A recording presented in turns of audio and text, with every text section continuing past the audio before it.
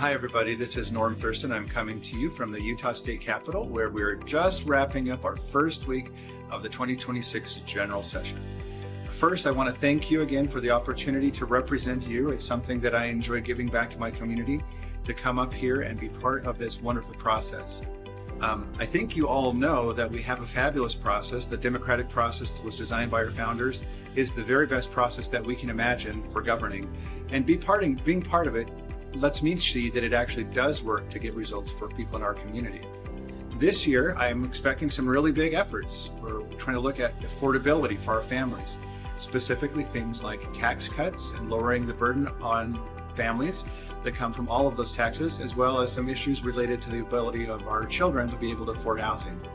When it comes to tax cuts, some of the big things that are in the works are adjusting property taxes so that homeowners don't bear the burden that really should belong to everybody. So right now it's overly tilted towards homeowners, and so we want to correct that.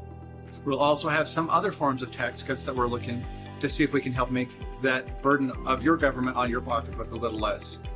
For example, I'm sponsoring a bill to repeal the restaurant tax. So the restaurant tax, as you may not be aware, is 1% on all prepared foods that are designed to be consumed in the moment that they're picked up. So that's not just going out to a fancy dinner with a bunch of friends. It's also picking up a pizza at Little Caesars or Domino's, or picking up a rotisserie chicken at Costco. Those are all subject to the restaurant tax. It's very difficult to administer, it's burdensome and costly, and it also hits hardworking families who just struggle to have the time to prepare food for their families.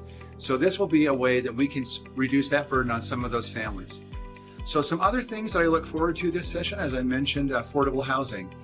It's not an easy problem. We've been working on it for years. Part of it is because it's driven by market forces, and we just need to figure that out. But we will continue to work on that and make sure that we are doing the very best we can to find solutions to keep housing affordable for our citizens. Now, one thing I do want to mention is if you're up in the area and want to come and visit me, I would love to have you come and maybe visit the House floor and see democracy in action. It's always wonderful to see people from back home coming up and saying hello and wanting to be part of the process. So with that, I will see you again in a week. Thanks.